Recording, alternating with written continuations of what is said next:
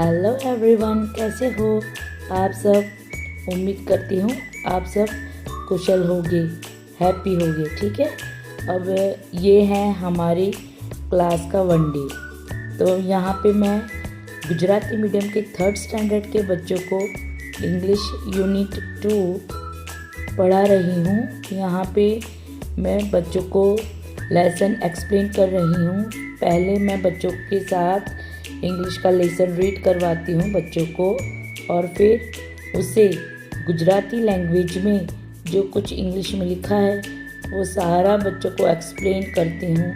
साथ में बच्चों को थोड़े थोड़े छोटे छोटे क्वेश्चन आंसर करती हूँ, जिससे बच्चों का ध्यान लेसन में बना रहता है और साथ ही उन्हें भी पता चलता है कि किस तरह से हमें क्या याद रखना है। जो याद रखने लायक पॉइंट है उन्हें मैं ज़्यादा बच्चों को पॉइंट आउट करती हूँ।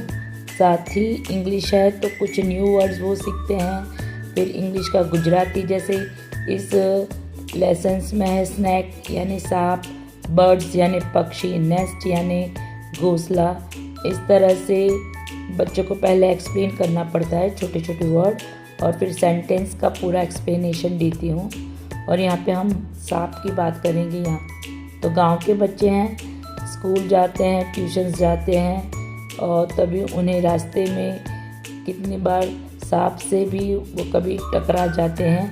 तो इस तरह से मैं उनसे पूछ रही हूँ कि कभी आपने सांप देखा है? सांप कितना डरावना लंबा होता है, किसको सांप से डर लगता है? तो सबने हाथ ऊपर किया है।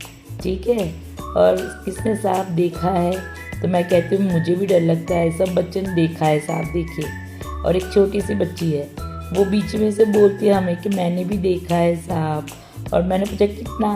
तो बोले छोटा सा सांप देखा है। फिर मैंने उसे कहा तेरे जितना छोटा दिखा। तो सारे बच्चे फिर हंसे उससे। और ये हैं हमारे 3rd स्टैंडर्ड के बच्चे, इंग्लिश मीडियम के हैं। अब इन बच्चों को भी मैं साइंस का लेसन है ये उनका, और इसमें इंसेक्ट्स के बारे में बताया है। इंसेक्ट्स के जो पार्ट्स ऑफ द बॉडी है वो उन्होंने ड्रॉ की है, और साथ में उसकी शॉर्ट नोट लिखी है। तो इस तरह से भी हम बच्चों को क्रिएटिव एक्टिविटीज़ करवा सकते हैं, जिससे बच्चों को जो टॉपिक है वो अच्छी तरह से याद रख सकते हैं। क्योंकि कितनी बार ऐसा होता है कि बच्चे सिर्फ पढ़ के और लिख के बोर हो जाते हैं। तो ऐसे छोटी छोटी डायग्राम हम करवा के भी उन्हें याद रहता है कि हाँ हमने इस तरह से कुछ किया था, एक्टिविटी, क्रिएटिविटी। तो इस तरह से भी वो अपना लाइफ टाइम ये इंसेक्ट के पार्ट याद रख सकते हैं।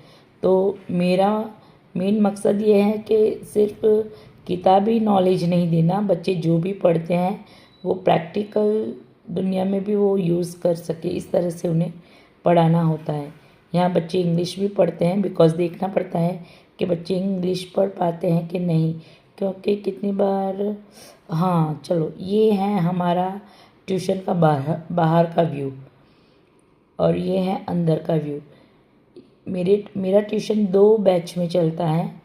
पहले बैच में छोटे बच्चे होते हैं, लाइक 1 to 7 के बच्चे होते हैं, और सेकंड बैच में होते 8 to 12 के बच्चे। तो हम ज़्यादातर छोटे बच्चों को शूट करते हैं, बिकॉज़ बड़े बच्चे जब आते हैं तब रात हो चुकी होती है और उनकी पढ़ाई भी इनसे थोड़ी हार्ड होती है। तो उनका शूट करने का, रिकॉर्डिंग करने का टाइम नहीं मिलता है। तो मोस्टली ये छोटे बच्चों के साथ मैं रिकॉर्डिंग करती हूँ, और ये सारे बच्चे अपने अपने काम में लगे हुए हैं।